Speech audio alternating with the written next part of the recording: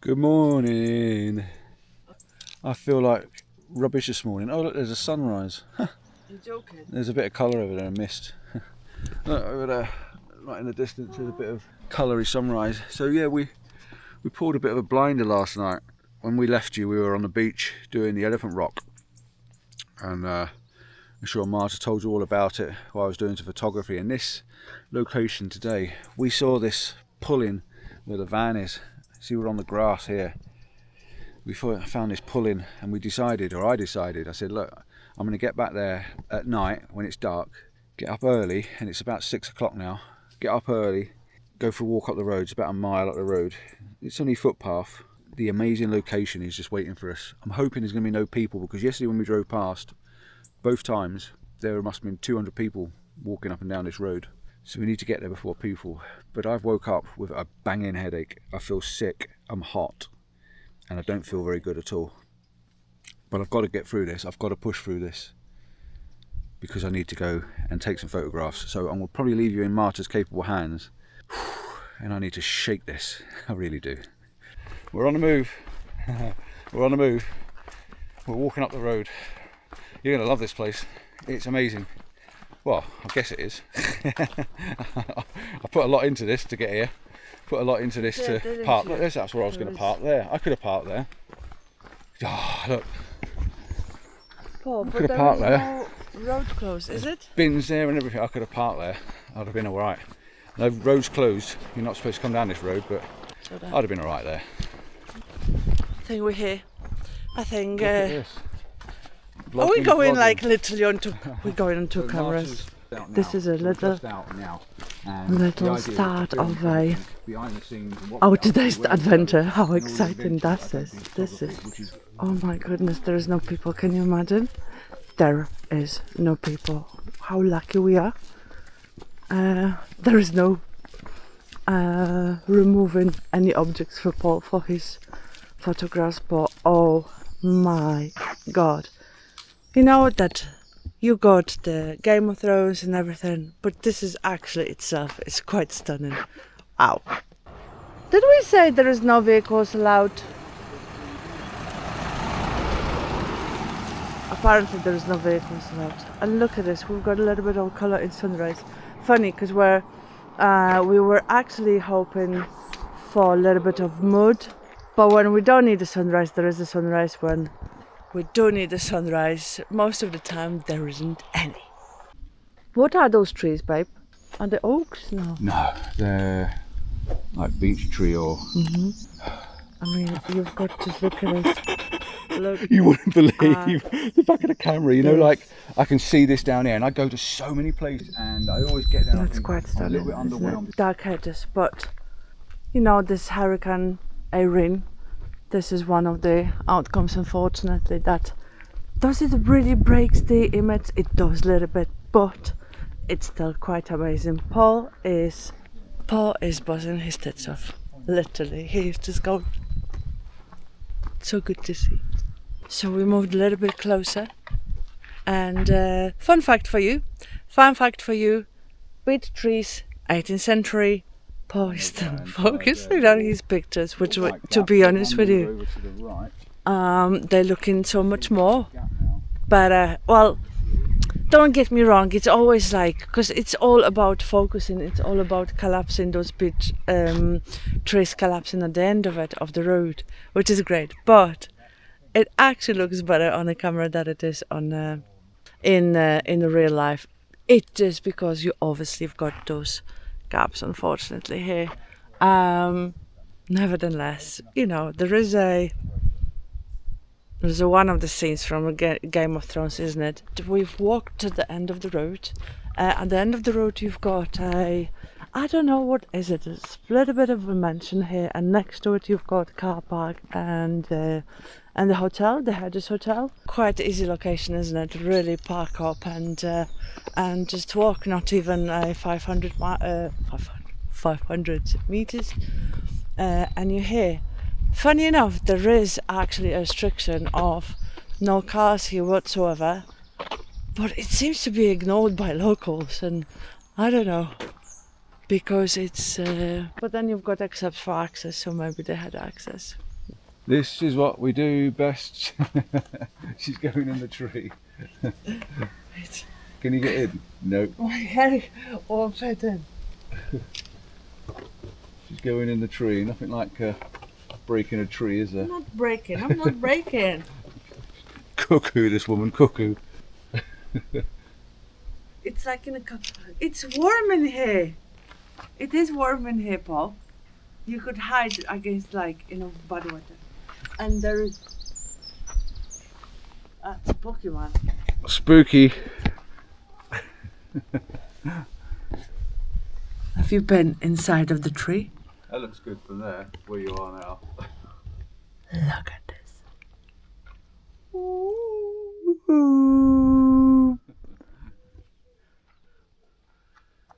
Can't take her anywhere. This is just find a hole in a tree, climb in it. Why not?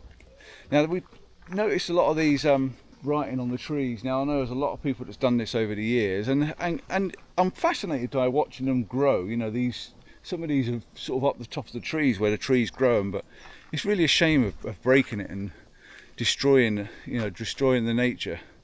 But this place is fascinating. I absolutely love this place. Hope she's been telling you all about it. No. Because this is really cool. Did you say it was 18th century? 18th century. 18th century, these trees. 18th century. So that was like, not yesterday or day before. Probably not the year before. Maybe a couple of years ago. 18th century.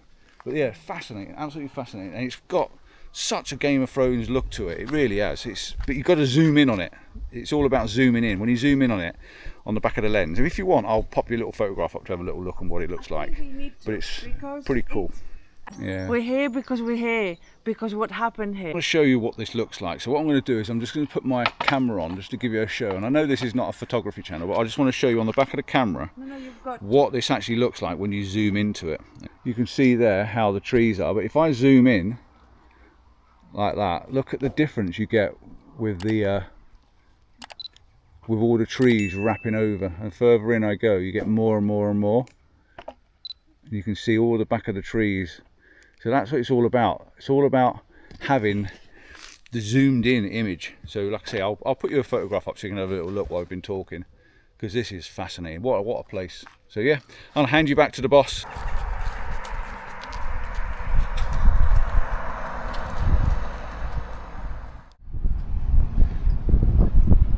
So it looks like we're heading for breakfast. We're at the Giant's Causeway and it's still only 9 o'clock in the morning, but we both need some food, so we decided we're going to go and get some breakfast and we're going to go down to the Giant's Causeway. Unfortunately, the car park's filling up and a coach has just turned up, so the chances of us getting it to ourselves are going to be pretty impossible. This is a National Trust park as well, so you need to have your membership, be prepared to pay. Well, we've managed to have breakfast, 2 mini breakfasts and some orange juice. My head's still thumping, Marta's head's starting to thump, so it looks like we're coming down with something, which is going to be great for our trip, but we'll manage. We'll plod through. I think the first thing I need to do is get some sleep, so we're going to go down to the Giant's Causeway, going to have a look at that along with all the coach people, because you can see there's 3 coaches over there now, so all the coach people and all the car parks full. So there's going to be millions of people down there, and it's quite a long walk. So we're going to go down and have a look at that. I'm going to take a couple of photographs, try and do our best I can to fulfil the other channel, and then yeah, I think we're going to find somewhere for a kip and have an hour or two's kip this afternoon, somewhere near the beach. Oh, we've got a walk down now. We've just come through the visitor centre where they've got some stuff all about the basalt columns and the different bits and pieces. Yeah, I think we're just going to go down and have a look round. I think Marta's gone and got herself an audio. Yeah, she's got audio all about rocks. Interesting. Right, so basically we're here and we've got to walk all around this park now down to where the Giant's Causeway starts.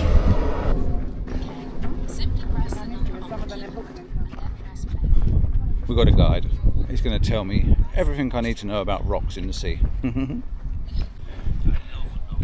So apparently 60 million years ago this would have been rolling hills, not a drop of water in sight, and then suddenly douche, water. I'll try and keep you up to date with what's going on inside this. So we're standing on the Eurasian plate, one of the tectonic plates. Oh. So it's all about the ice age and stuff like that, forcing its way through and changing the landscape as we know it. So it's all about geology, really. It's the ice age forces things to move and pushes things in different places, so that's what makes all these hills and bends and bumps and stuff we see. Come down the road a little bit further and we come to this little gapway, and you can just see the Giant's Causeway over there, and it's pretty big, it's pretty massive, and this is called the Windy Gap, and funny enough, as soon as you walk down it, the wind starts to blow through. Also, there's talk on the old do for what's it thingy that over there's a camel. You probably won't be able to see it too well on this camera, but there's a little camel with his head down on his front legs, and apparently it's old Finn Mackay, whatever it is, who designed the island, who decided to put all these things around. I think Finn might have been a giant, and he put him there. But actually what it is when we have the tectonic plates and the volcanoes and stuff, you get the cracks in the tectonic plates, and then the lava and that is forced up in between the cracks, and it makes these tall columns and things inside, and then when the basalt starts to wear away, that's what's left. I'm a useful piece of information today, aren't I? You've got different colours, different colours in the rocks, yeah. Marta's got her earpiece right in there, tucked in her head. Yeah, I didn't really want one, but in all fairness, it's actually quite interesting. He's just told us about the different rock formations. Apparently Finn's got his chimneys over there. The dog wants to play with you. He said, I don't want to throw it up there, I want to throw it down the bottom. And yeah, they were just saying about different rock formations, why the red rocks are there, and that's obviously the iron. But what it is, it's a softer type of material, so it would be with the eruption, you get the lava flows, blah, blah, blah, and then it covers in grass and soil, and then you get more lava flows and it covers in soil and so on and so forth, and it builds up these layers. It's actually quite interesting. Well, it's looking quite impressive. Just looking into more audio book, and apparently Finn and the Irish giant and the Scottish giant, they built this path. It's basically old man's ego. Old man's ego. Isn't The it? Scottish giant built the path over to come and give the Irish giant a bit of a slap, and the Irish giant built the path to give the Scottish giant a bit of a slap, and in the end the Irish giant saw that the Scottish giant was also big and he was get scared, so he run home to his wife, and then he hid and pretended to be a baby, and the big giant come over and saw the baby was so big, decided that the actual man must have been even bigger still, so he ran off and ripped up the causeway on his way. But this goes all the way over to Scotland apparently, and there are parts of it in Scotland. I've seen bits, but yeah, this is quite impressive. Fascinating, absolutely fascinating. I've seen this in different places in Iceland and things like that, but when you see it up close, and it's so vivid, it's so square, it's so straight, and this is like the back of it's leaning over, so we come around the other side to start off with. But yeah, it's just impressive to see it up close. So your columns are made up of like hexagons, and you get different hexagonal shapes. That's how your column was made up, by these different square corners, and it just looks well impressive when you look up at stuff like this. It perfectly sits all together. It's just a well impressive structure, it really is. Looks pretty cool. Dora the Explorer. We are up on the causeway now, and underneath our feet we have got all these basalt column shapes, all these little 6-sided, 7-sided, almost like hexagonals, and it is just absolutely mind-blowing. Like I say, I've seen them before, but I've only seen small sections in it. We saw some in Iceland, and I've seen a little bit up in Scotland, but I've never been here, and it's been a long time coming. It's pretty impressive, but it's pretty impressive. You can see that bit behind us. It's obviously going uphill there. We've got to go up there and have a look, haven't we? At the top now, and it's a bit windy up here, but it's also quite nice. We're sitting up on the top, looking down over the top of all the causeway, all the stones. It looks pretty awesome. I think we definitely need to be here on a really early morning, though, like we did with the Dark Hedges, just to get us know people and just enjoy the rocks. This is a very tourist attraction. This is a National Trust, so it's coach trips and parties. But then again, being a member of National Trust, we get a free entrance and a parking. So that's a bonus. But yeah, it's pretty good up the top here. It looks good. It's got a spinny duck on her bag, spinning away. So we've come further down now. We've come down onto the darker rocks, and we have been warned that they can be a bit slippery, so you just have to be bearing in mind. But it is dry, which is keeping them anti-slip, if you like. And I've got a half decent pair of shoes on for walking. We are done with the Devil's Causeway, and we're done with this video.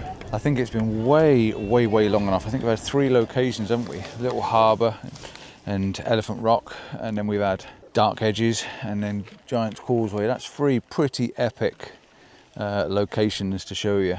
I feel really bad at the moment. I'm struggling walking, my legs are aching, my back is aching, I feel sick, I think I might be dehydrated, I've got a bit of a headache, and so we're going to go back to the van, find somewhere to hide for a little while and just have a bit of a chill out afternoon, maybe get a couple of hours kip.